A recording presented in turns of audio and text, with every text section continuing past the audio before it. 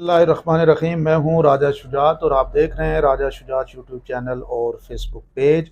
आज की वीडियो में बात करेंगे पाकिस्तान में होने वाले इलेक्शन हिस्ट्री के हवाले से कि पाकिस्तान में ये जो इलेक्शन हुए, जो हो रहे हैं, इन इलेक्शंस के आने वाले इलेक्शन में और इससे पहले जो इलेक्शन हुए उन इलेक्शन की क्या तारीख है, इलेक्शन किस तरह हुए, क्या इलेक्शन फ्री एंड फेयर थे, क्या इलेक्शन होने के बाद मुल्क के अंदर कोई स्टेबिलिटी आई, ये सारी डिटेल में आप आज इस शॉर्ट सी वीडियो में आपके सामने रखूंगा। एपिसोड हमारा स्टार्ट होगा 1947 से लेके आज तक जितने भी इलेक्शन हुए उनको हम शॉर्ट सी इस राउंड अप वीडियो में कोशिश करेंगे कि आपकी इंफॉर्मेशन के लिए आपके सामने रखा जाए। पहला इलेक्शन 1945 में हुआ था, जब हिंदुस्तान के अंदर हिंदुस्तान की जो कानून साज असम्बली बनाई गई थी और उस असम्बली के अंदर जो असम्बली में तनासब रखा गया था मुस्लिम लीग के लिए, वो ये था कि 30 नशिस्तें वो मुस्लिम लीग के लिए मुख्तस की गई थी। 70% उस असम्बली के मेम्बरान जो है वो कांग्रेस की वजह से, यानी कांग्रेस ने वो सीटें जीती थी और 30 सीटें मुस्लिम लीग ने जीती थी। ये 1945 पहला इलेक्शन हुआ था। ये सिलेक्शन की पाकिस्तान बनने तक और बनने के बाद इसकी अहमियत है, इसलिए जो पाकिस्तान की तारीख का पहला इलेक्शन हुआ था पाकिस्तान के नाम पे, वो 1945 में हुआ और उसमें 30 नशिस्तें जीती थी पाकिस्तान मुस्लिम लीग ने, यानी मुस्लिम लीग ने जीती थी। उसके बाद जो सूबों के इलेक्शन हुए उसमें जितने भी मुस्लिम अक्सरियत वाले सूबे थे उसमें भी मुस्लिम लीग ने कामयाबी हासिल की। सूबा सरहद में मुस्लिम लीग को उस तरह खातिर ख्वाह कामयाबी नहीं मिली, लेकिन उस वक्त जो इलेक्शन का तरीक़ाकार था वो थोड़ा सा डिफरेंट था। उस इलेक्शन में वन मैन वन वोट का सिस्टम नहीं था, बल्कि आपको वोटर बनने के लिए साहिब जायदाद और टैक्स पेयर होना ज़रूरी था। अब इसी तरह से ये इलेक्शन जो हुए, इस इलेक्शन में जब पाकिस्तान बना तो पाकिस्तान की पहली 69 रुकनी जो असम्बली बनाई गई, उस असम्बली के अंदर ये जो इलेक्शन हुए थे, इसी इलेक्शन से जो लोग थे उन्हीं लोगों को उस असम्बली का हिस्सा बनाया गया, जिसमें से मगरबी बंगाल से, आपको ये बता दिया जाए मशरकी बंगाल से तकरीबन 44 लोगों को मेंबर असम्बली बनाया गया, 17 लोगों को पंजाब से, 4 लोगों को सिंध से और 3 लोगों को सूबा सरहद से। और उस वक्त जो बलूचिस्तान का पूरा सूबा तो नहीं था, उसको कहा जाता था कोयटा म्यूनसिपैलिटी, और उसकी एक नशिस्त होती थी। तो ये एक असम्बली वजूद में आई और इस असम्बली के बाद यहाँ पे 1951 में पाकिस्तान के अंदर एक इलेक्शन हुआ, जो इलेक्शन था सूबाई लेवल का, जिसमें 197 सीट्स पे इलेक्शन हुआ पंजाब के अंदर। फिर उसके बाद एक दो महीने के बाद सिंध में के सरहद में और यानी बलूचिस्तान में इलेक्शन हुआ और फिर बंगाल के अंदर इलेक्शन हुआ। ये जितने भी इलेक्शन हुए, इन इलेक्शन में जो इधर हुए यानी मशरक मगरबी पाकिस्तान में, वे सारे मुस्लिम लीग ने जीते। लेकिन जुगतो फ्रंट के नाम से एक फ्रंट बना वहाँ पे मशरकी पाकिस्तान में, जिसने मुस्लिम लीग को डैमेज किया और वो इलेक्शन जुगतो फ्रंट ने बंगाल में जीता। और उस इलेक्शन की बेसिकली जीत की वजह ये थी कि मुस्लिम लीग जो थी वो उर्दू लैंग्वेज जो है उसको कौमी ज़बान के तौर पे लेना चाह रही थी, बंगाल को नहीं लेना चाह रही थी। तो उसके इख्तलाफ पे जो है वहाँ पे उनके खिलाफ वोट पड़ा और एक यानी ये तीनों चारों असम्बलियाँ वजूद में आई। यानी जो असम्बलियाँ वजूद में आई उस वक्त जो इलेक्शन कमीशन जिसको आप कहते हैं, उस वक्त जो सरकारी कमीशन था, उसने ये कहा कि ये जितने भी इलेक्शन हुए ये धौंस धांधली और जबर और इस्तेबदाद से हुए, ज़बरदस्ती लोगों को इंस्टेट किया गया, कोई भी इलेक्शन जो है वो साफ और शफाफ नहीं हुआ था। जो इलेक्शन हुए, इस इलेक्शन के अंदर जो वोटर टर्न आउट था वो तकरीबन 30% से भी कम रहा और जो रजिस्टर्ड वोटर थे वो 1 मिलियन थे। इसके नतीजे में ये जो चारों सूबों की यानी पांचों सूबों की जो असम्बलियाँ बनी, इसके बाद 1954 में वन यूनिट कायम किया गया और वन यूनिट कायम जब हुआ तो उसमें 80 मेंबरान की हमारी दूसरी असम्बली कायम की गई 1954 में, और उसमें 40 नशिस्तें जो थी वो बंगाल से थी और 40 नशिस्तें यहाँ से थी।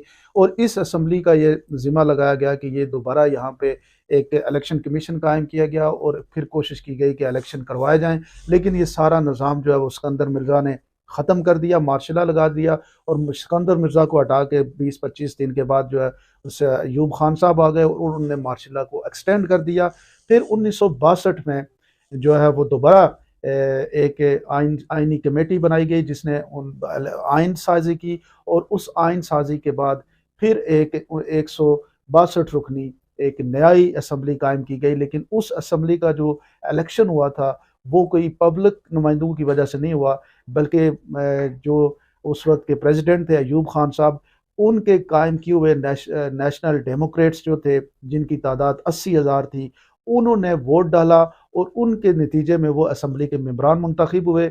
बाद में आइन में तब्दील करके इसकी जो नेशनल डेमोक्रेट्स थे, जो वोट डालने वाले लोग थे, उनकी तादाद 1,20,000 कर दी गई और असम्बली मेंबरान की तादाद 200 कर दी गई। और फिर इलेक्शन हुआ, जो इलेक्शन प्रेसिडेंट के लिए हुआ अयूब खान साहब का और फातिमा जिन्ना के साथ।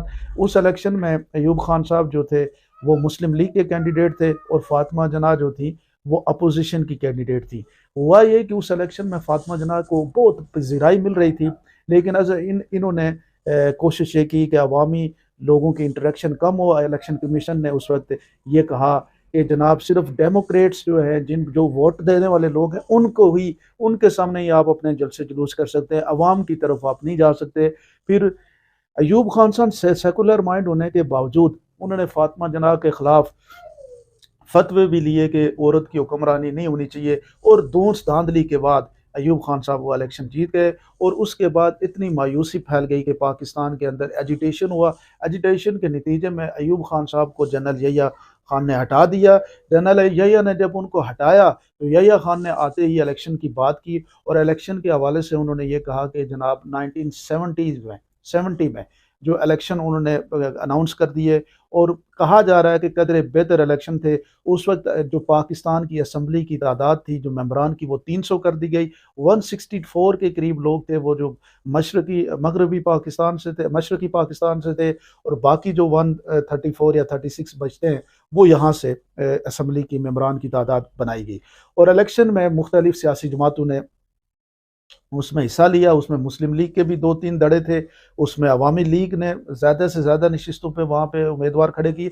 पूरे पाकिस्तान से किसी जमात ने अपने उम्मीदवार नहीं खड़े किए। और नई सियासी जमात पीपल्स पार्टी ने भी 100 तकरीबन को 30-40 नशिस्तों पे अपने उम्मीदवार खड़े किए, और उनके उम्मीदवार सारे मगरबी पाकिस्तान से थे। अवामी लीग ने इस इलेक्शन में भरपूर कामयाबी हासिल की। और उसके बाद आपको पता है कि 1971 का एक वाक़या हुआ। फिर यहाँ पे जो असम्बली इस्टेब्लिश की गई, वो असम्बली जो थी उसके लीडर ऑफ द हाउस बने जुल्फ़िकार अली भुट्टो साहब, और उस असम्बली ने 1973 का कॉन्स्टिट्यूशन बनाया।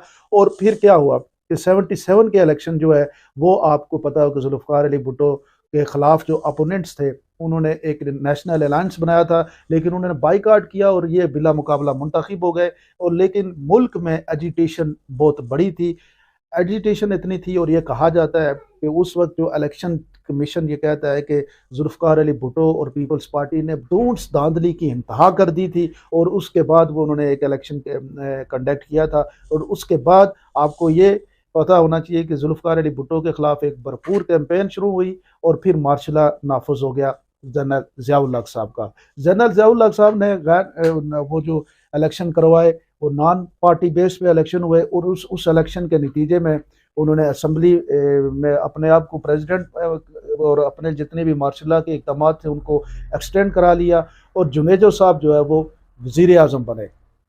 उस इलेक्शन में भी पीपल्स पार्टी फिर दोबारा इलेक्शन जो है उन्होंने आपको पता है कि जब ये सारा प्रोसेस चल रहा था तो 88 में पीपल्स पार्टी ने दोबारा इलेक्शन में हिस्सा लिया, और पीपल्स पार्टी वो इलेक्शन जीत गई, क्योंकि जनरल ज़िया-उल-हक साहब की डेथ हो गई थी और उनकी वो सारी, तो इसहाक साहब जो वो प्रेसिडेंट बन गए, चेयरमैन सेनेट थे, और फिर इलेक्शन हुआ और इलेक्शन में पीपल्स पार्टी इलेक्शन जीत गई। और उस इलेक्शन के नतीजे में भी ये जो इन दोनों के दरमियान इसहाक खान और पीपल्स पार्टी के दरमियान जो है, क्योंकि अक्सरियत तो किसी ने नहीं ली थी, एक आर्म फोर्सेस की आइनियाती तब्दीली और इन चीज़ों के ऊपर कुछ बना के आप उसमें एक अंडरस्टैंडिंग बना के तो उन्होंने एक हुकूमत बनाई पीपल्स पार्टी ने। लेकिन वो इख्तलाफात उनके बढ़ते गए। फिर पीपल्स पार्टी की गवर्नमेंट 58(2)B का जो एक कानून था जो जुनेजो असम्बली ने दिया था इसको जनरल ज़िया-उल-हक को कि वह असम्बली को तोड़ सकते हैं किसी भी वजह से, वही एक्सटेंड हुआ इसहाक साहब के पास, उन्होंने असम्बली तोड़ी। फिर नवाज शरीफ साहब आए, उनकी असम्बली भी इसी तरह तोड़ दी गई, इख्तलाफात हुए। फिर नवाज शरीफ साहब को री इंस्टेट किया गया सुप्रीम कोर्ट से। फिर यानी कहने का मकसद यह है कि इस मुल्क में इलेक्शन की जो हिस्ट्री है वो इसी तरह की है उस इलेक्शन को चोरी करके ही हुआ।